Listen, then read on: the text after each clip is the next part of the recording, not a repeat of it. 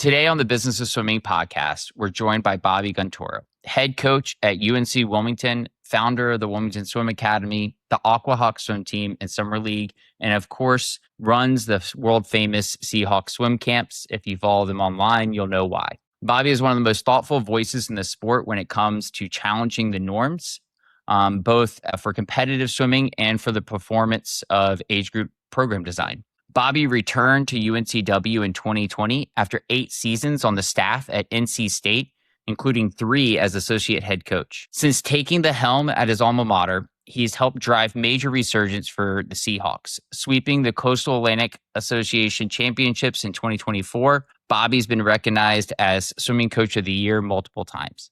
But Bobby's story goes way beyond trophies. He's a former Seahawk, an international competitor for Indonesia, a coach who's not afraid to challenge the traditional mindsets on age group swimming, including the idea of nonstop training is the only path to success. In this conversation, we're diving into seasonality, long-term athlete development, and how to design 12 and under programs that reduce burnout and give athletes a greater opportunity to achieve success as a teenager and beyond. Bobby, thank you for joining us today. Thanks for having me, Chris. I really appreciate you reaching out to me from that one post. So we're going to talk about it, right? But it's been a passionate of mine, not just as a swim coach, but also as a parent of 3.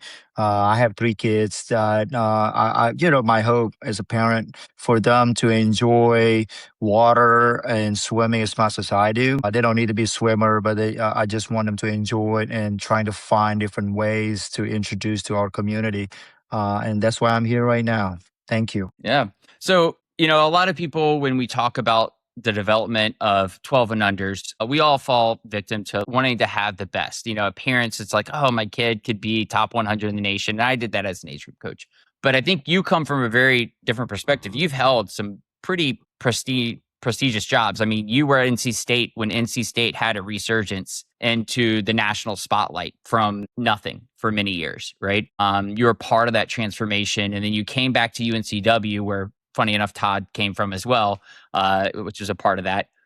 So you have a highly competitive background. It's not like you're an age group coach who just is touting seasonality. You're someone who's been at the top levels of the sport for the most part. Well, thanks. I think swimming, I look at it as we're teachers, and as a swim coach, no matter which level we are, I believe we have responsibility to grow the sport and to make the sport sustainable. It's a lot of time where I sit down with a whole staff meeting that's involved with our, with our team here at UNC Wilmington. In the very beginning of my career here at UNC Wilmington, one trainer that's been involved with swimming. He was a trainer for our program when I was a student athlete here.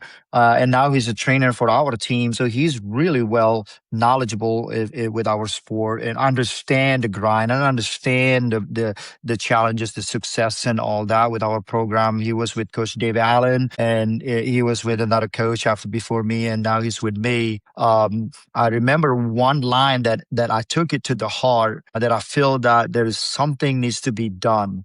The one line was, hey, swimming is a really interesting sport. Is the sport there? The athlete themselves hates the sport. I was like, I was like, well, that's wrong. Why would we, and he said, it's not so much about what we're doing. He said, it's not me as a coach. The trainer said that, right? You're thinking about the outsider saying it to us, right? In profession. He said that it's not so much what we're doing. They come here, they already hate the sport. Like, what are you guys doing? So, and he asked me that question. Like, well, good questions. Like, I don't like that. I really don't like that. They haven't even taken a single stroke with UNC Wilmington or any college sometimes. There's some of the biggest challenges. And this is just an observation from the outsider that brought it up to me.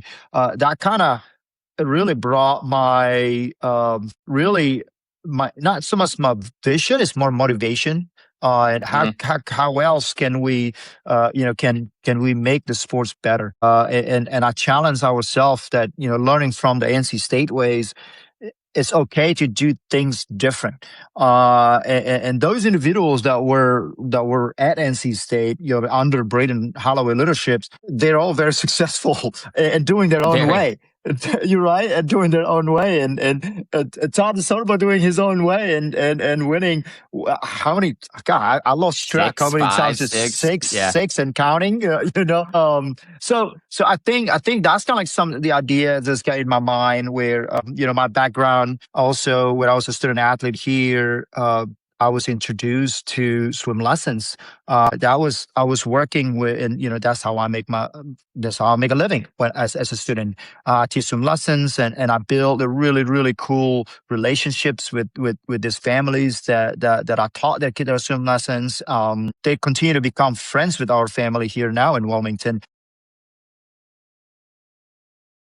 Swimming is such a small world, and in the beginning of our conversation, we know so many different people that's connected to you, to me. It was just such a so I think that's a part of it. And my mother was a teacher. She retired now. One thing that she told me before I came to the United States, I'm from Indonesia. One thing that stuck with me is that there's no such thing of we'll never running out of knowledge. So as you take a next step in your life, he told me that continue challenge yourself to learn new knowledge, to be more knowledgeable in different things, and to challenge myself to pass on the knowledge to other people, because there's it's no good if you have all the knowledge and you die with it without passing Yeah. on to somebody else. So that was my mom, philosophy as teachers, why she enjoy many, many years, 30 plus years being a teacher, 40 plus years being a teacher. So that kind of combination of the background and just a little bit here and there, it kind of started the idea of what we're doing here, and one thing lead to another. So I'm glad you brought up, because we talked earlier, and I'm glad you brought up the trainer story, right? Because that trainer has perspective on multiple sports. It's not like he just Yeah, deals with swimmers. He's been at exactly. UNCW for 20 years. He's dealt with kids. Is that why, like, I follow you on Instagram. I followed you for a while. Is that why you have so much play and, like, I call it play, but like I Yeah, see you guys paddleboarding, swimming in the ocean, 100%. doing dry land Yeah, on the beach, like, and you inject that not just like in your camps as like a hook to get kids to come because they're like, I want to play on the beach, right? But it's actually like a way to revitalize the athletes when they show up after they've done the grinding on the black line in age group programs. absolutely engaging. We need the athlete to be engaging with us, because you think about, you're not comparing. People say, well, you're comparing apple to oranges, when we are comparing our sport to soccer or to other sport. But to me, well, no, we're comparing apple to apple here, because they're playing sport, we're playing sport. But those sport has some play structure to it, some freedom to it, right? So for us, no, I mean, I'll be the first one to notice. If my student athletes watch this, they'd be like, well, yeah, he's also done, like, we also do some work. Yeah, we do some work. We love our threshold. I know that we love our threshold. So and that's my favorite word, threshold. Yeah, right. But at the same time, it's psychologically,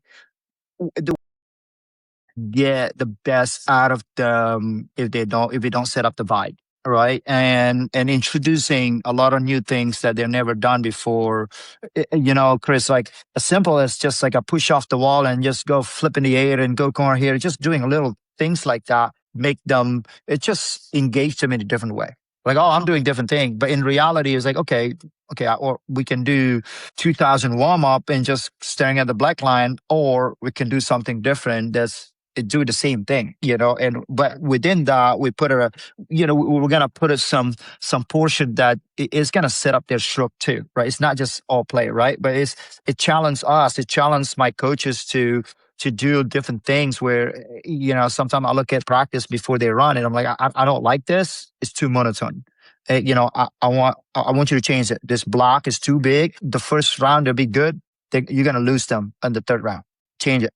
I want to change it. So I think that mindset is important, and especially with children 18 and under and 15 and under, 15 or even all the way down to 6 and under. I've seen so many kids now that's just okay, start practice. All right, let's go 300 easy. I'm like, okay, well, you just create a bad habit.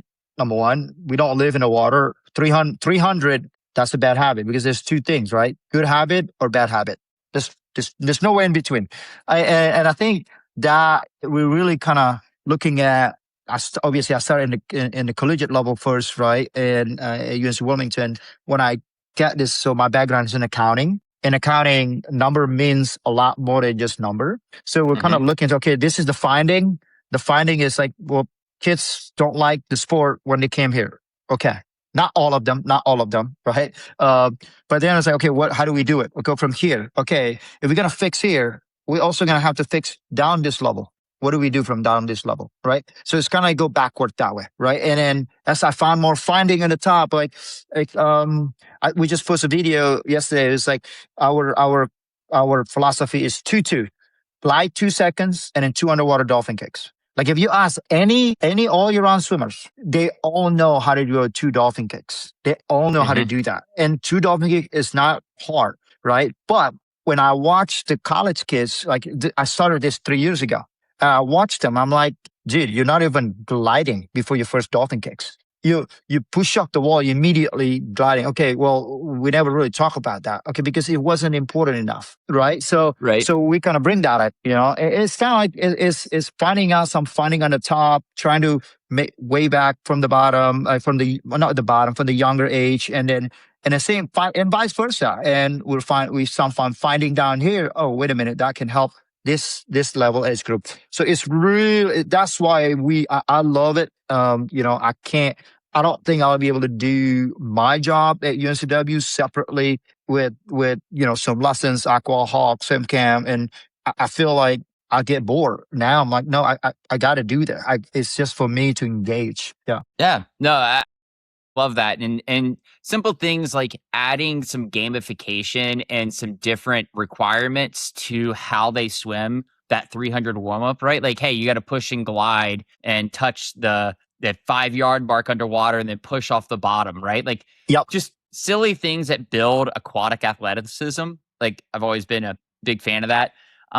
Change the game and make it more interesting for kids because now the stimulus is different, the environment they're in. And you look at other sports, it's like, my kids do basketball camp and I have 3 boys too. And like they're dribbling on a Bosu ball, they're running with a parachute and they're like 9, right? But like their skill acquisition is so much higher because it's drills that are fun and kind of gamified and like challenging. And that's what kids respond to really well. Like the monotony of chopping wood isn't going to build a whole lot of athleticism, right? They're just going to know 100%. How to chop wood really well. All right. So we have some context here. Like you're highly invested not only in the performance of UNCW, and you're not lacking there. You guys, you've brought it back to the level that you were at when you were a student athlete, right? You're highly invested in experience and going through the experience of kind of starting your own year-round club, the AquaHawks. So I want to real quick share your post. I can read it. You can read it. Either way. But just so everybody knows what we're talking about, and then we'll dive into kind of the controversial side of the conversation here. Bobby posted this. It says, "I'm genuinely curious, why has there been so much pushback against designing age group swimming as a seasonal sport instead of requiring a year-round or even 10-month participation? As a coach, we all value commitment, but I've also been fortunate to learn from programs around the world. Many successful European systems embrace appropriate periodization with built-in breaks throughout the year, and they've seen strong results in both swimmers' development and long-term retention. We don't need to reinvent the wheel. We need to be willing to reevaluate our development model and prioritize keeping kids in the sport. For kids to enjoy swimming, they need time to recharge. A planned break isn't a setback, it's part of the process. When recovery is built into the progression, we don't lose development. We create athletes who stay engaged, motivated, and end the sport for the long haul." I want them to love what they do and commit to it when they are ready. It's that simple. You posted this. I saw it. There's immediately a lot of comments on this, right? Because people are like, seasonality of swimming. And we've actually, I strongly believe in it as a former age group coach as well. When you're talking about the seasonality of swimming, what age groups are you really talking about, right? Because a lot of people immediately be like, oh, you can never be a successful senior, high school swimmer doing seasonal swimming, right? Right. So where's your mind, and what kids were you talking about when you wrote this? Sure. So remember, my background is in accounting, right? Mm-hmm. I like to audit, and I audit my program every year. And in February and March, I always very harsh on ourselves on how we audit ourselves. And I think that's the best way to do things. And I've been paying attention closely on summer league swimming. I love summer league. I wish every country have summer league like the way they do it in the United States. It is awesome. It is just awesome. Like, I just love it. Right. And so for me, when I look at summer league participation, and specifically here, like, because I did audit in Wilmington right here. The participation just for the championships itself, and also the total participation. You look at it, 6 and under. Okay, it's not too big of a participation, because some of them learn to swim still. They can't do 25, but they're kind of like getting their feet wet into it, right? But their number is pretty good, pretty solid. And then 7 and 8, that's a big boom. The highest number out of all participation of age group, right? 9 and 10, they start going just a little bit lower than 7 and 8, right? Guess where the big drop is? 11 and 12, a massive drop. If you take a look at the comparison from 7 and 8 to 11, 12, that's a massive gap, huge drop, right? And then we can go on 13 here, for in Wilmington, 6 and under has their own session. 7 and 8 definitely has their own session for championships. And then 9 and 10 has their own session. And then 11 and 12 also has their own session. 13 and over have one session. So just based on that itself, I look at it, we're like, okay, why there's a big gap here between 7 and 8 or 11 and 12? Because you see, like in 7 and 8, like parents like gung ho about it. They're going for it, and the kids love it and all that, And to be honest with you, a lot of like participation in seasonal with us, when the AquaHawks and it's not all year round, not USS swimming, just twice a week, they can go whatever. The big participation is from 9 and 10. A lot of 8 years old is just kind of like they get into that 7 and 8. They're like, I like it, but I'm not ready to go for it. Let's do it. I want to go twice a week in the fall or in the winter or in the spring, right? Okay, that's great. And then by the 11 and 12, I kind of take a step back a little bit more, and I figure out that guess what sport that we're not offering in middle school? Swimming. You got it. So now you have a lot of kids that maybe they're jumping into all year round swimming under 7 and 8. After 7 and 8, they think about it. It's pretty competitive, 7 and 8. It's really competitive, right? And 9 and 10 still competitive. So from 7 and 8, they're jumping into this all year round swimming, right? They like it, awesome. And then they get into middle school. Guess what? Well, I want to do basketball. I want to try soccer. I want to try volleyball. And it's too much on their plate suddenly. Because, okay, well, you don't have to show up to practice every day. Well, if your parents have to pay membership once a month, you kind of have to, right? You kind of have to. Because, I mean, if you're paying, $150 to $200 a month, you're kind of like, hey, as a parent, I'm like, okay, we're going to swim, So, and you're going to swim in September, you're going to swim in January, in the middle of the winter, you're going to swim. But we're going to play basketball. Okay, after basketball, you go into swimming. So I feel like a lot of time, the parents, number one, can be like, well, I don't want to pay swimming. I don't want to go all year round swimming because they want to try different sport. It'd be too much on their plate. It's more than too much fun financially for them too. Then they end up not swimming. And if they're not swimming from September until May and June, and guess what? 11 and 12, the changes between 9 and 10 to 11 and 12 in summer league from 25 into 50. It's daunting for a lot of these kids, and they just end up not swimming in summer league. right? So to me, I think to me, when I look at this, is I look at it. Okay, we got to change this 12 and under. We got to change to figure out a way. Number one, my statement is we have responsibility to grow swimming. To grow, we have to be willing to audit ourselves and figure out what worked and what didn't work, and kind of go from there. So for us, I think, in my opinion, is 12 and under. Okay, we can do better. We can do better. Now, don't get me wrong. There are individuals out there that, well, I have 11 and 12. That's going. I mean, I don't even remember where Katie Ledecky won gold medal in the Olympic Games. I think she's 15, right? So she was going at 12 and under, and I'm like, yeah, you know what?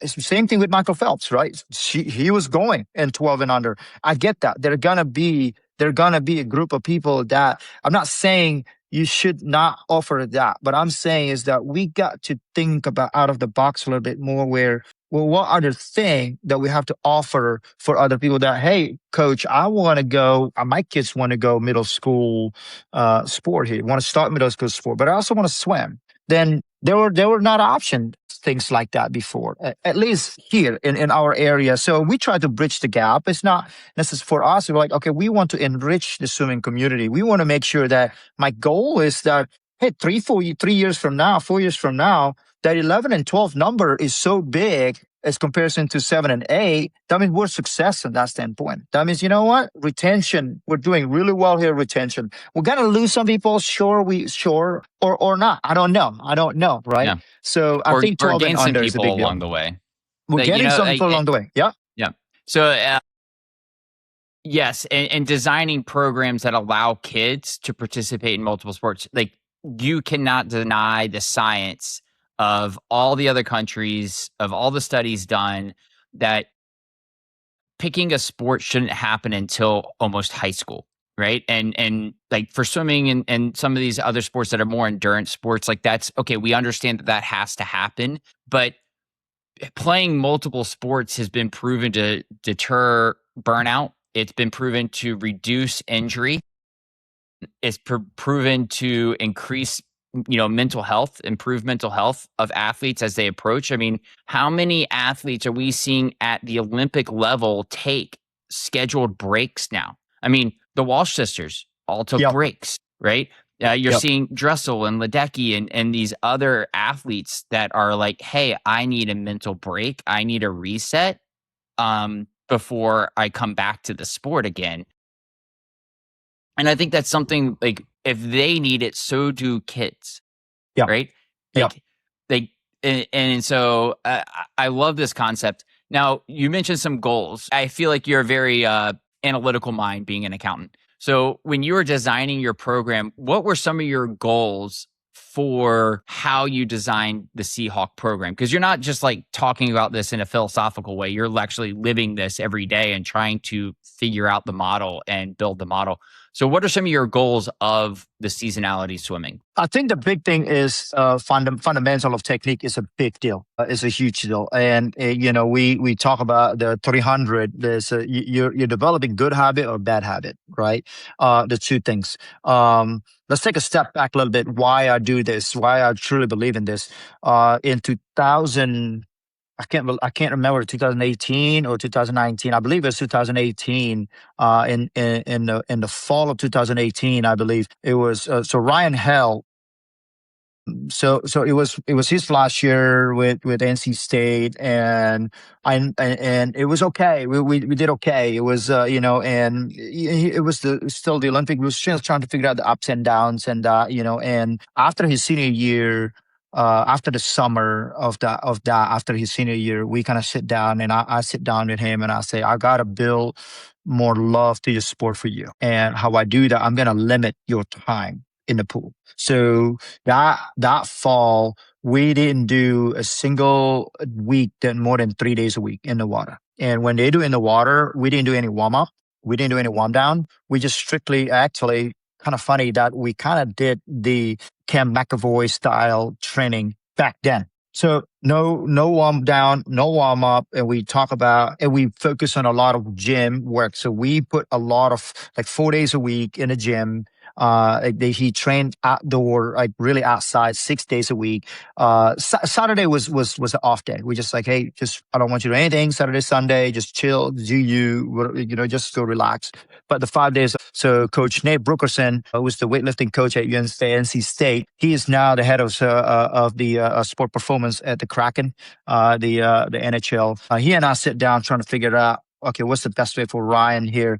Chris, that year in October, we actually got a call from USA Swimming, like, hey, somebody back out for short course world championships. And we were like, just Ryan, can Ryan go? At first, I'm like, he's only been doing 3 days a week, So I was kind of like, and he didn't do any more than 10 repetition. Like all 10 repetition is specifically designed with the weight room is more like heavy, like in the tower or over speed. There's nothing in between. We're just kind of trying to. And at some point, he was like, all right, we sat down with Ryan and everything, and he was like, I'd like to go. Like, perfect, sounds good. And then he's also like, wait a minute, I'm only down like 3 days a week. Like the meet is in December. Like we need to go. I need to go doubles. I need to go this way. And I was like, well, no, like let's just see where you at. Right? So we put him on the block. So we haven't put him in the block, I don't know, whatever, like up to after 3 days a week. His best time was 18.5. He went 18.9. 18.9. Just practice. right on that. In practice, right? If 18.9, and I was like, all right, dude, we're on to something here. It's like, so I wasn't willing to go. We actually, all right, the way I told her, let's go reverse taper. So it's kind of like a little bit more repetition as you get closer because you're going to do prelims and finals, but no more than 5 days a week, no more than 5 sessions, no. We introduced a little bit more warm up because that's what he would do in the meet, right? That's when he broke the American records in a 100 freestyle short course meter. I don't know if you remember that. He broke the American record in short course meter in 100 and the 50. So it was one of those like success story where for me, that's when I took a lot of notes where like, okay, you can create bad habit or good habit. There's no in between. So with the seasonal swimming, I used that knowledge to build our programming and I challenged them. It's like, okay, if you go this one lap, what are you trying to accomplish? So like from the very bottom, you're from the 6 and under groups, 7 and 8, 9 and 10, and also the bronze, silver, gold, all that. We're really focusing on fundamental and really focusing on the technique standpoint. And then we try to teach them swimming fast with that technique rather than swimming repetition with that technique. Because the two things, like kids lost, they're not engaged when you're going to go technique. Okay, well, this is a great technique. Let's go repetition. Well, they're going to lose it. By number 3, you're just developing bad habit again, right? So, okay, now let's get some fun. Let's go swim fast with the good technique. That's kind of like the way I build it. So yeah, it's a different way to do it, I guess. Yeah. Well, I mean, one, I need everybody to hear that again. Ryan held up the American record on 3 to 5 swim practices a week and with weight room training, right? Like it's not like that's all he did. He did some weight room training, but like only in the water 3 times a week for the vast majority of his season leading up to that, and no warm up and no cool down. So no garbage yardage in there. Everything was purposeful. So when he was in the water, it was highly thoughtful swimming, right? And I think that comes back to the age group side. Like you said, sometimes we'll give kids, we'll do our 25s technique and then we'll turn around and be like, okay, we're going to do 5 100s or 8 100s freestyle now, right? Breathing every 3 or whatever thing we want. But the truth is they're not swimming with the technique they're going to race with. Exactly. Right. So like from a training standpoint, and I just kind of want to like help some coaches that maybe say, hey, they're not going to be ready. It's like from a training standpoint, cardiovascular is the easiest thing to gain. That's very simple. Aerobic capacity is something that you can build in 12 weeks and basically be at your max after a 12-week cycle, right? But like the technique side and the power side, now that's a lot harder to develop. Those are habits and skills and thought that have to be put into every single stroke. You have to be mindful of every stroke. So I love that story. So one of the goals is technique, but it is another goal around just having more kids get to 12 and enjoy the sport? Absolutely. I think we have one of our best. So we had 2 girls that came through our AquaHawk Elite, we call it. The last year they're not competing at all in US swimming and all that. They were toe to toe, and they're all swim from different neighborhoods, which is really cool. And one of them is soccer player. She played travel soccer. She played travel soccer. She doesn't do swimming. She do like once a week, twice a week. She's 10 years old. Once a week, twice a week, and they both went 14 lows in the fit 25 fly. Yeah. And they both duke it out. Like they were like within 110. One of them first and one of them second. It was just, but they all like know off the block. They did like 6, 8 underwater dolphin kicks. So see, they know the language. And what I think, and we got another young boy that is 12 years old. He's really good in his events. I think it's like 24, 25 maybe in a 50 freestyle. But he's really good. But his mom came up to me and is like, they do surfing. They compete in the surfing. And the mom says like, hey, I'm glad that there is this program, or else, my kid will not be swimming anymore. And they would, because my kids is very competitive, and he would go to summer league. Of course, if they don't swim from September until May, they're not to be competing anymore, right? Because those kids that's swimming between September and May, they're gonna be, absolutely in a different level by the time they go into June and July. So the parents that with us, that's been with us, that's understanding that, and it kept them in the sport. They are, they're already saying it to us, So that's, to me, I think, retention and getting more people that's like, hey, you're a soccer player, you're a basketball player. This is a good cardiovascular. This is a good, and obviously water safety is important. Water safety is really important. It's especially being at a beach community, right? Absolutely, like being a beach absolutely. community, water safety is incredibly important. But what you just mentioned there is you have two incredible young athletes who are probably going to be incredible athletes their entire life, right? Like they're multi-sport athletes, so they're already above single sport athletes in terms of their athleticism, but they're in the sport because you created a program that fits into their schedule, right? Because you're allowing swimming to play nice with surfing and soccer and basketball and volleyball and baseball, which is huge down east. If you're not from North Carolina, baseball is like the sport of choice. Baseball and football are huge in Wilmington. But you're creating this sport of swimming that plays nice with these other sports, so you're getting more athletes into your program that otherwise would not be in your program, and now those athletes are part of the swimming ecosystem, right? Exactly. Yeah, exactly. And we have another. There's 3 girls that's really, really good. Soccer is huge here. Soccer is huge. The especially the girls soccer, the young. We have a lot of families that they were only summer league swimming because they play soccer already Monday, Tuesday, and Thursday in the fall. But now we're offering once a week. They were like, all the parents like, whoa, you guys are offering once a week. Absolutely. Now we're going swimming also. And on Fridays, it's like they love swimming. Previously, we couldn't do Tuesday, Thursday. We can't commit to 2 days a week. But I'm talking about, they're some of the best in their age group in Wilmington, and they don't even swim. Previously, they only started with us twice a week. Starting in January, they go twice a week, and then April, and then kind of go like. And some of their peers, some are already swimming all year round, but guess what? They don't have to choose between the two sport, and they can do. And I think that's, to me, retention in the sport is important. And the more 11 and 12 swimming, the more it's in their mind, hey, maybe this is the sport that I want to, right? And they develop this friendship with their friends that have been going on.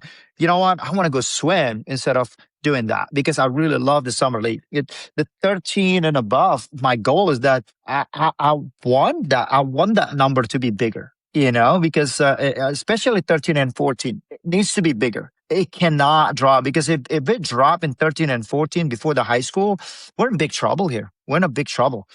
So I think that's kind of big, because we are competing with other sport. We are competing.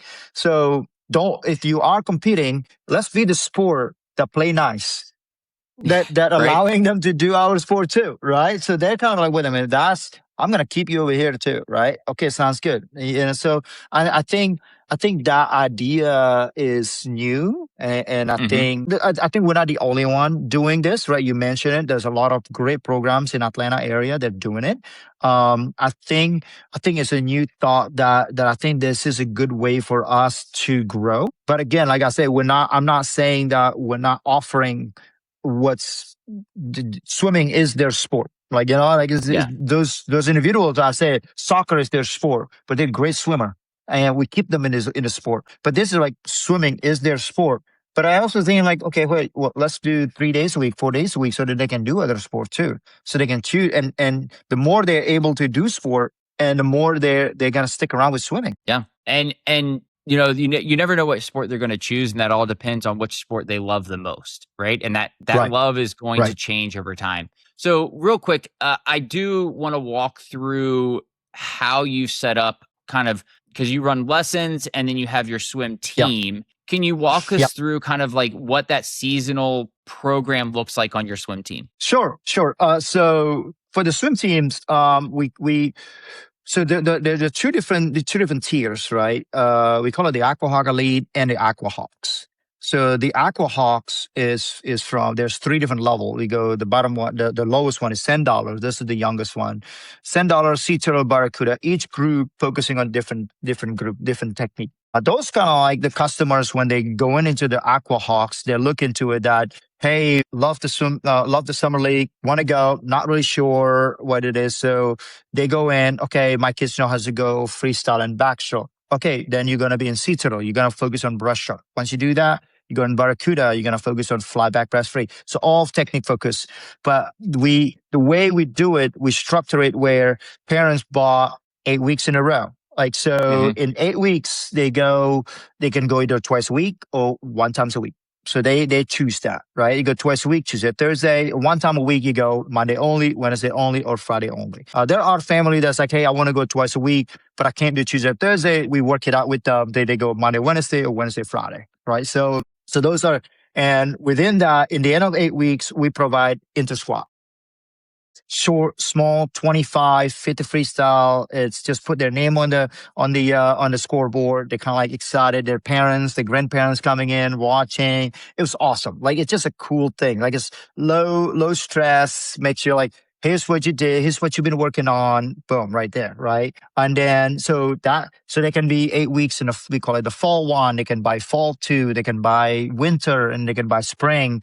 And then at the end of the spring, they roll over to summer league. In the Okay. summer league, we kind of actually advise them to go to the summer league team in your neighborhood, which is really cool because you can ride bike over there and all that, But we also offer summer league if you hey, there's not many neighborhood swimming pool here in Wilmington, so we kind of see the need of another summer league teams and in a way in a community pool.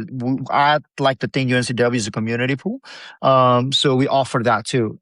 It really kind of break down the season, really like 2 seasons between September and December, 2 seasons between January and May. So Okay. it's really been for 4 different seasons for that bottom one. And then for the team one, the bronze, silver, gold, and senior group, is the breakdown of the group is very similar as traditional club team. It really is similar.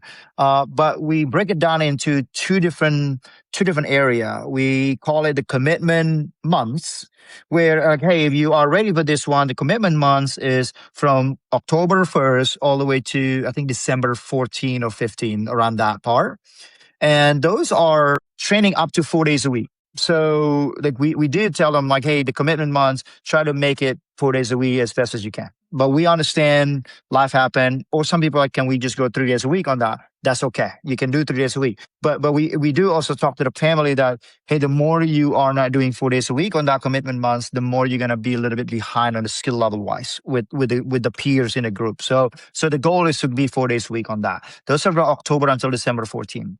And then additionally, commitment months also happening in the first week of April until the second week of May. So that's all that. So that's the first week of April and to the second week of May. It really prepared them for summer league. Hmm. Really prepare them for summer league, right? And then they're going to be ready to go for summer league. That typically that 6 week, whatever we work on in the fall, we see a massive improvement between April and May. You see the big difference. And the months in between there, I mean, September, January, February, and March, those are monthly that you choose. You want to take off? You can. You want to go 1 time a week? You can. You want to go 2 times a week? You can. 3 days a week? You can. 4 days a week? You can. So it gives them opportunity to, hey, you choose financially. You know what? I need to take a break from paying monthly. As we understand, you can do that, right? Like, you know what? I want them to swim, but I don't want to swim 4 days a week. I want them to swim 1 day a week. You can. These are the 1 day a week, right? So it really gives them a lot of options. And competition wise, this is the first year that the AquaHawk Elite team is like it's kind of like a separate club team. So it's like a separate website, separate club team, and all that. If they want to go into competition at USA Swimming, we'll provide that too. So we go with them too. Yeah. So it's really everything you want now, you know? So like what I hear you say, Bobby, is that you have this lesson program, and then you have like this really small step after that that's like learn all your strokes, right? Your past water safety, you're really getting to know all the strokes, all the language, all the technique. And then you have this kind of like holding tank for kids that are going to be multi-sport athletes that they can get in, but you're providing them opportunities to see a lot of success, right? And then kind of like your AquaHawks swim team. And then those kids that are really talented, love the sport, there is a place for them to go and excel at AquaHawk Elite, right? So Absolutely. It really sounds like, like almost like a soccer model. If I would like relate it to another sport, like you have your soccer shots, like your toddler, no goalie, fun, learn the sport. Then you have like your local rec league, right? That's or the equivalent of like a church league. And then you have like your, hey, I'm going to play soccer competitively. Then you're like, hey, this is our travel team. And, we're going to travel to Raleigh and Charlotte and compete and all these other things. So it's really, and I think most swim teams today operate in like, hey, we have lessons. We kind of have a seasonal program, but for the most part, we're pushing a lot of kids towards Exactly. Right? That's been the model since the 90s. Like, hey, either you're in or you're out. There's not a whole lot of opportunity for in between. And we actually don't like this seasonal group. Like we offer it because we have to, but we don't we want everybody to be competitive. That's really interesting. And so one of the other questions I have is because you like the models you described don't operate really within the swimming calendar at an age group level or the LSC, North Carolina LSC calendar. Like you align with maybe the December meets that happen that are kind of big December meets. Fall States is 12 and under state champs, right? BB times. You got it. Yep. But then you don't align with 14 and under champs at all with most of your seasonal programming. Like if kids wanted, like you actually take that time off when people are like, that's the meat and potatoes of short course. Right. If you could take a step back and say, hey, North Carolina LSC, USA Swimming, like how would you maybe like change, or how would you change the LSC or USA Swimming to be more supportive of good question, kind of the seasonality model? Great questions. I think this is awesome questions because, again, I got the finding from coaching elite athletes. In my days at NC State, we had an individual named Niels Korstanje, who's, I think, finished in top 5 in the 100 fly at the Olympic Games in 2024. But his freshman year, when I coached him, he went home to Netherlands. And the first thing he said was like, I'm just letting you know, pool totally closed in December. Like, I don't have any pool to train. Like, for 2 weeks, there's nothing at all. I'm like, what do you mean? I was like, I'm at the city pool. It's just got to be open city pool. Like, no, dude, no. Like, you don't understand. There's nothing, no availability. So when he came back, I remember my first year he come back, I'm like, it was hard when it come. It was hard. Like, man, like I'm like, I was like, dude, like, NC2A is gonna be in March, and we kind of need to get you qualified in NC2A, in to February. So we didn't have time, but we did have time. But it was like surprising. It was stressful because I never experienced 2 weeks off in December before as a coach, a lead, all that, right? But he came home. He needs to be home. He hasn't seen family since August. And they're like, you need to be home, spend 2 weeks and everything, come back. And he was in a weight dry land and all that. But it's like you say, cardiovascular wise, it's obviously, it's still okay. But but we lose a lot of strength and speed and all of that, whatever. What we got to build it up. We got 8 weeks at that point, and so it's 6 weeks to ACC, and then we still have certain. I think about 10 weeks or so to NC2A, 11 weeks or so to NC2A.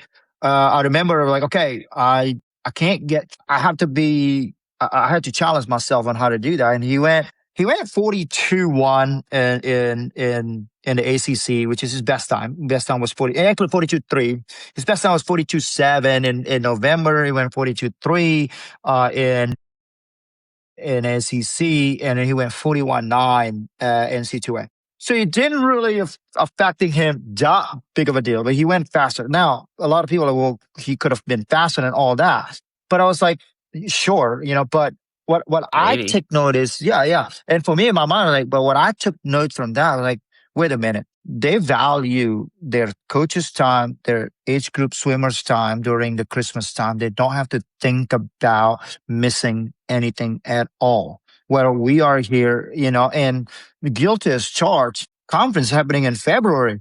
Like, it's, to be honest with you, if NC2A come up to me and USM come up to me, and it's like, well, you want mental health is so important. Move everything to December. Let us spend time with the family, not have to worry about things, and not have the kids to worry about things. And they come back to campus and be like, we got to roll now. It's 8 weeks on. We got to roll now. We have to roll. There's no option to it, right? So to me, in my opinion, you want to be a healthy coaches, healthy athlete, everything. You got to wrap it up right there in December. You got to wrap it up December. Let them have the Christmas. Let the family. It pained me when I see coaches maybe having a hard time with private life. And so me, it's just like, it pained me to see. It pained me to see. It's like, oh, we take 5 days off at Christmas, 3 days off at Christmas, and then we go right back on it.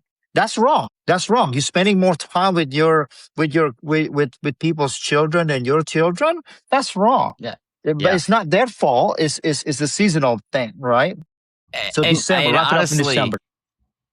Honestly, that's the first time anybody's ever said that to me, and I've had a lot of these conversations. But yeah, splitting the short course season. Why not have a December championship, state championship, have December 14th, you're done, or whatever. You're done for 2 weeks. And then if you want to have a second short course season, you have a spring short course season. Right? Exactly. That's another 12-week block, which aligns with all the science around training, right? And then you're done in late March, early April with that short course season. And then you can have another break that aligns with school calendars and spring break and Easter. And then you can have your summer season. So you basically like are boiling swimming down to 3 seasons, right? You have a fall short course, a spring short course, and a summer long course. You got it. And kids are either doing long course or they're doing summer league, right? At 12 and under, they don't need to do both, I don't think. Yeah. Mm-hmm. Bobby, I love that.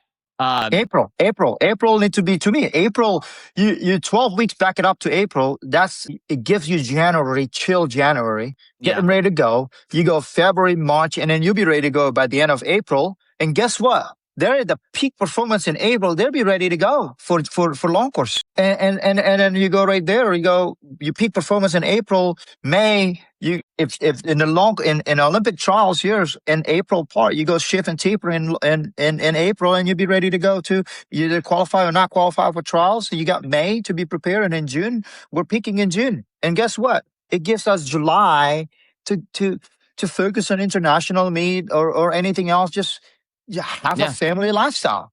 Go on vacation. Go on vacation. It's just so. I don't know. Yeah, it's like. Well, I think you brought up another benefit of the seasonality of swimming is that coaches also get that reprieve, because I think. Yes. I mean, I was a burnout coach. I coached 4 or 5 groups at a time when I coached. From masters to age group to senior to whatever. Like I typically coach 4 to 5 groups at a time, and it is a lot. And you don't get to go on vacation. You don't get to go home to visit family over Christmas because you got to be there for Christmas break. You basically have the month of August and a week in April, and that's all you get as a coach for vacation. And honestly, that's a shitty job. 100%. Mm-hmm. Right? Like that model is a really bad employment model. So I love that answer of, hey, let's instead of making short course season a grueling 7 or 8 months long, let's break it up into 2-3 month seasons or 4 month seasons. But let's work through some of the objections of that, because you're always going to have people that bring up like, what Absolutely. about this? What about that? Right. So one is the first one I think that everybody would say is like, oh, well, your team will be less competitive because you're training less. No. Like that's everybody's knee-jerk reaction, right? It's like, oh, if we take, if we have 8 weeks scheduled off throughout the year, we're going to be less competitive. What have you found? No, I think because I think we need to build in the break, like the pre-decision. I think the US is assuming the coaches around the coaches in the US is master when it comes down to periodization. They know how to get people peaking at the right timing. It comes down to the seasonal standpoint. If you put it the seasonal, okay, here's right here, and then if it's important for you, you'll figure it out. As simple as that. And I think two things, like you will be more competitive. Number one, because why is that? Well, that's a big statement. You'll be more competitive. Why is that? Because the second one, here's the thing. What better way? Who's better in providing swim lessons than our swim coaches? No one. Can you imagine some of the top coaches in providing swim lessons and building up the curriculum for swim lessons and all that? You know what? In January, we're getting ready to go here. We start offering swim lessons to the community. And guess what? You're bringing in more of these people that's like suddenly, oh, wait a minute. You also have all the way competitiveness. So suddenly you're actually building more population within your club team. That's like, hey, you know what? They may not know that, right? They may previously go elsewhere for swim lessons and all that, but there may be some population that, hey, you know what? We now offer swim lessons in this month for 4 weeks, twice a week, 3 days a week, or whatever, and that number one, that offer you bringing in a bigger population for the club team. Number two is going to bring you a big more equivalency of revenue, or maybe even more revenue to the club team. So when you take a look about competitiveness, is prioritization is important. Obviously, the population to pick for is really important, right? Mm-hmm. But offering the swim lessons period in the off months per se, and offering a bridging program period, the $10 the seasonal barracuda per year, it allow club teams to really build foundation from the ground up, and I think that is the key, right? If you really believe in your product. And that means, like, okay, well, if you really believe in what you do, just build it from the ground up.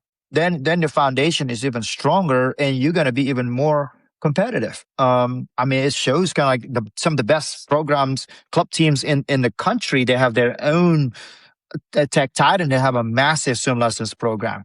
Swim Atlanta, they have swim lessons, and Nitro, they have a massive swim lessons program, right? So it's really a Cardinal. I'm sure they're the mecca of swimming over there, right? So I think, to me, it's been done before. It's not like it's not a new thing, but hopefully what we're talking about today helps a lot of small club teams or mid-sized club team that can be a little bit more. Hey, this is where we can compete. We actually offer different things here. Then don't offer the same thing. You're gonna offer you're gonna try to come up with a new website that offering the same thing at Amazon.com. I'll go to Good luck. Amazon. Good luck. So offer things that's different. Like, we're the new kids on the block in a way, and we're offering things different, that thinking about more sustainability and how we can offer quality within that system. Well, there's also the idea, and speaking with Ian Goss down in Atlanta in the Stingrays, he did a study where he showed that only 20% of his athletes that competed at 10 and under and 11, 12 at state championships actually competed at the senior level. And that was like I the believe best that. percentage. One out Wow. of 5 kids, only 1 out of 5 kids makes it to senior champs, right? And so he actually started the program on his team where he didn't allow 10 and unders to compete at age group champs, right? Like, we're just not even bringing the age group, right? Kind of like the Yep. Norwegian model of we don't rank, Yep. we don't reward, and we just play for the love of play. He actually saw an increase in the number of kids competing at senior champs Wow. 4 years later, right? Because there was not this pressure to compete at, there wasn't this burnout. And I also came across another study where they looked at all like 59 different LSCs, and they basically showed the increased participation also increases, or it means that you have faster LSC records. So the more kids in the LSC is directly correlated to how fast your records are. And as the LSC grew, the LSC records increased, it got faster at a higher rate, right? And so if we want to be more competitive at the senior level, right, when I say senior, 14 and up, if we want to be more competitive at that level where it actually matters for kids to be competitive and be great, we have to keep them. Bingo. So if our 12 and under model is burning them out and is creating attrition, we're actually shooting ourselves in the foot in terms of having great athletes on the team when it really matters, which is 15 and up. Yep. Right. Yep. Because again, you can build a cardio base in a year. It doesn't take a whole lot of time to build a cardio base. Exactly. And there's very few swim events that need a big cardio base. Exactly. And ultimately for us, it's like with the coaches on the level that I am, we're not the Virginia, we're not the NC State, we're not the Power Four per se, right? But the way I look at it, some of the best coaches are mid-major coaches, D2 coaches, D3 coaches. They figure it out because think about D2 and D3. D3 specifically, think about the limitation that they have in terms of just a playing season. They got a lot more small playing season in terms of restriction of training in the summertime. The Ivy League coaches, they figure it out together. Mitchell Schott just swam the finals last night in the 200 fly, right? So he's from Princeton. He's an Ivy League guy. He's in the mid-major side, right? So I think to me, like, we're introducing this, we have more people and they're understanding when we get to the level in the collegiate system, they understand it's like, yes, there are time for me to be focused on certain thing, and there are time when we're going to have a break inside, right? So I introduced a new thing this year that's kind of challenging to begin in the begin with. But however, we're peaking all the way until the last week of June. And then July 4th is the kickoff of your summer break. From July and August, like, I don't see them. Like, but it was challenging because in you, that's like, we're going in May. We got to go in May. We got to go in April and May. We give them 2 weeks off in March, and then we kind of build back up in March. And then we got to go in April and May because guess what, Chris? If you're American, if you're in college, the only meets is where? In June, Olympic trials next year, in a home soil Olympics. We want to be contributing to that. And I said to my student athletes, I said, this is home soil games, and I want Team USA to be the best we can. And to do that, we have to be a part of this movement. We want to be picking in as best as we can in June. But at the same time, it was a hard, challenging task for them. As I was like, well, typically we kind of lay back in May, building up, and then we go in June, and then we peak in the mid-July, last July, and then we take about 2 weeks off and we go back on it. But my mind is like, no, I actually want you to build something in between July and August. I want you to really focusing on the weight room standpoint and kind of go from there. But really picking the time that matters here for Olympic trial cycle. So to me, I think a lot of the periodization, a lot of the breakdown, it's kind of helped them to understand. It's like there is, like, I think one of my colleague, Nathan Lavery, he's the head coach at Drexel. He's done a fantastic job at Drexel. It's in the same conference as us. Like every year they produce very, very good swimmers. They're always in the top of the league. They're very good. And I have utmost respect with Nathan. Nathan mentioned that maybe we should do competition season and non-competition season. Perfect, right? For me, it was like, competition season for us is that, okay, conference, NC2A, and then, hey, you know what? Make sure to figure out a way in March. There's a tricky one, and figure out a way to be ready to go for Olympic trials. And then in July and August, that's your off season right there. Yeah. I mean, that's 8 weeks. That, if you think about it, that's 8 weeks, right?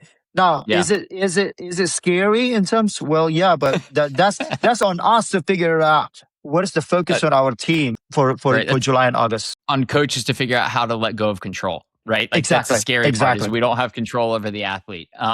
So another comment that was made on your post came back to financial side, right?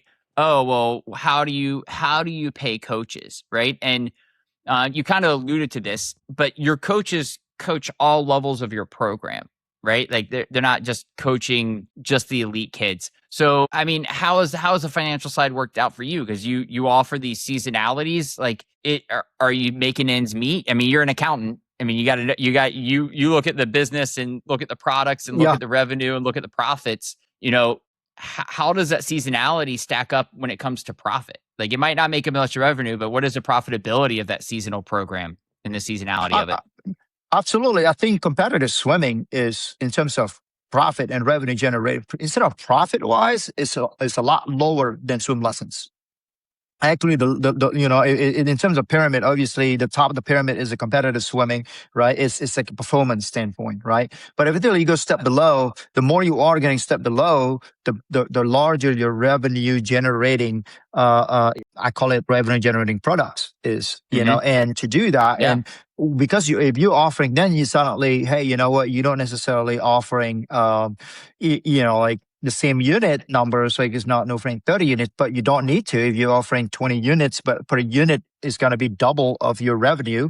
And Mm-hmm. that's going to be more profitable for your club team. And essentially is able to, you got to create, you got to find coaches that they're not necessarily an age group coach. You're a part of organization, you're part owners of certain things, and you're in a management standpoint. And I think that's the challenge. I think for us, the way I build our staffer, that you're exactly right. They are involved in every aspect. They need to understand what is the novice swim lessons versus the beginner swim lessons versus the intermediate swim lessons and all that, because it allowed us to be able to, hey, it give them, they're not going to make less money because there's still other things within the organization when we go necessarily off months. But guess what? Mentally is maybe helpful because they might not necessarily spend the same amount of hours in the pool deck. They may be Yeah. doing more focusing on the administration standpoint rather than on that months, right? They may be shifted up a little bit here and there, right? Okay, this month, hey, it's going to be busy pool day. We take on the administrative fleet to shift it up to some, build it up on certain person that to do that in certain months. So it really is. It come down to creativity.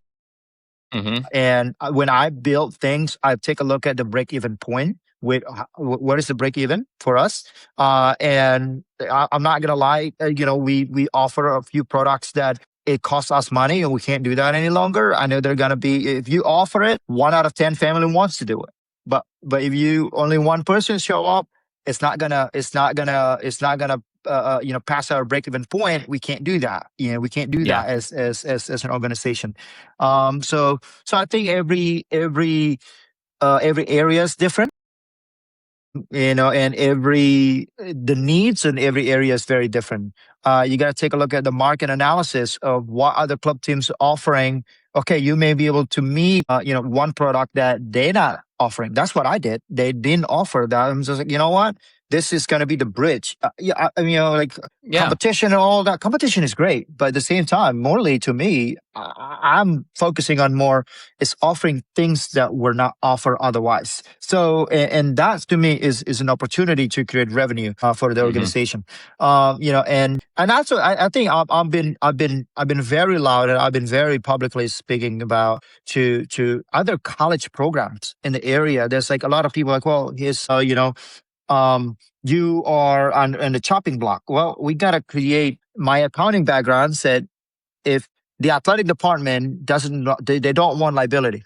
They want to cut down liability. If your pool sit empty, it's a liability. If you generate revenue from the empty water, it become an asset to the department. Yes. Like, so any business owner would know, I'm not going to throw away my asset because I'm going to get more liability. No, like every business owner, I'm like, oh, that's liability. We're going to cut down the liability because we don't need that, right? And the least amount of liability, the better. But if we turn that empty water into an asset, then you're suddenly producing more revenue, and the athletic department, like, okay, you're an asset for this athletic department. Yeah. And not only, like, you guys have a ton of people that show up to your college meets, right? Like, 100%.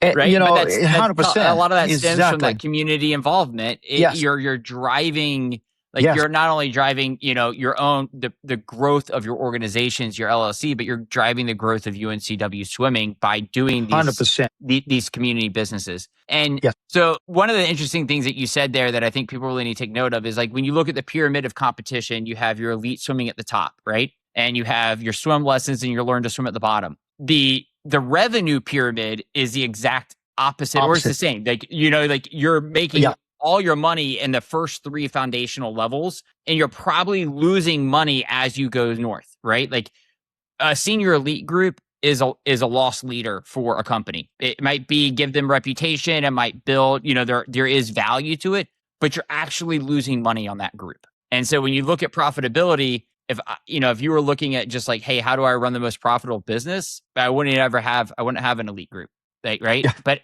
Yeah. as a coach, I want that. But truthfully, offering these different products of lessons and seasonal swimming and rec swimming and even camps and clinics and private lessons, like you can gap fill those times, and a coach can charge $100 an hour for a private lesson and pocket most of it. And guess what?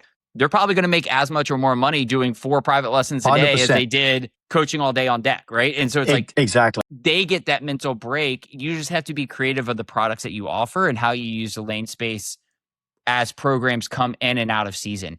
Yep. In 4 lanes, if you do it the right way, in 4 lanes, you can pump out 120 to 150 swim lessons from 9 o'clock to 6 p.m. That's what we're doing right now. Yeah. 4 lanes, right? And it's figured out a way to do that, and in 4 lane, there's a configuration to do it, how they do, which lanes that we use it for private lessons, which lane for group lessons, a consistency, and a gift.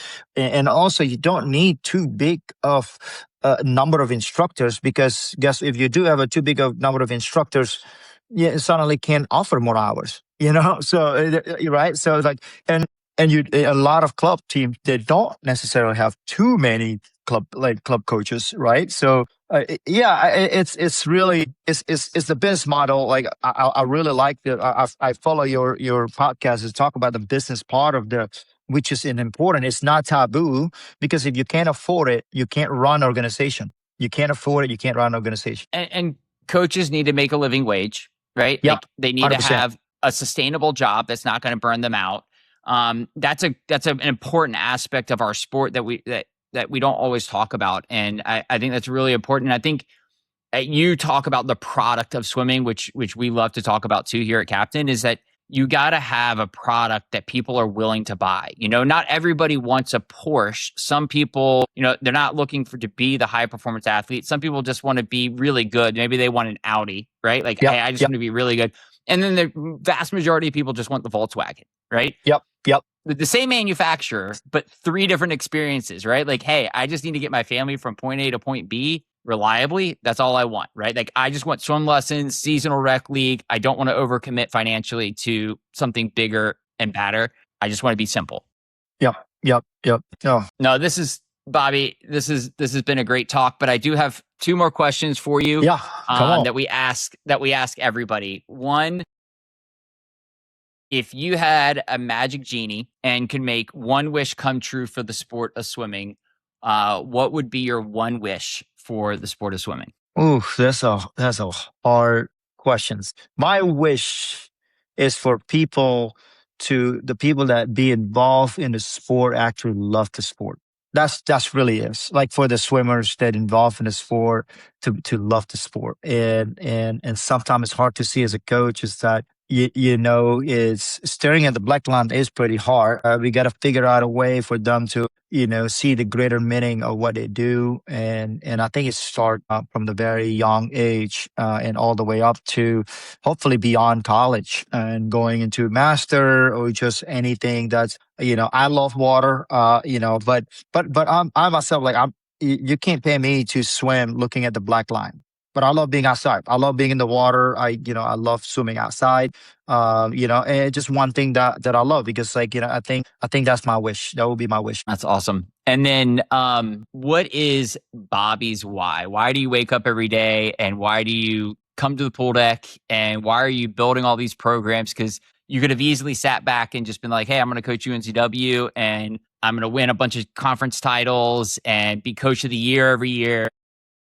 Why do you do all this extra? So, I learned how to swim from a nonprofit organization in Indonesia. So, it was just from a bunch of surfers that from Australian surfer, they want to kind of teach local kids to be safe in the water, and for that we can surf, But I look back just from my parents weren't we lived check to check for the longest time. I remember watching TV not in my own house because we didn't have a TV. I'll have to go to with some friends to go to a neighbor's house watching from the outside of the window because and we just it's just the way it was. And I Yeah. remember the day that still remember that I was old enough to remember my father came home, just bought a refrigerator. So we lived check to check. We weren't able to afford things. And from learning to swim from that nonprofit organization, I'm living my dream right now. I look back, I'm like, wow, like I'm actually in a way making a living from that. If I don't know what would happen without me learning to swim back then, in Bali, Indonesia, small island, beautiful island. But it comes from, for me, I feel that I came from that check to check family, that the sport has taken me so far in this world and adventure. And I think I wake up every day that this is kind of like there is a bigger purpose for me to do things, competitive swimming is part of the check box that I do. It's part of my passion.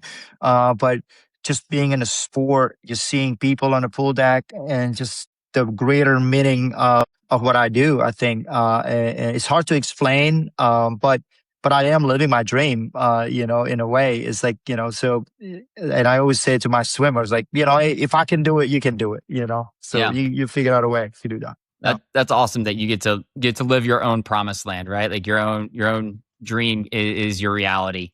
Well, Bobby, thank you so much for your time. Thank you so much for your thoughts and insights.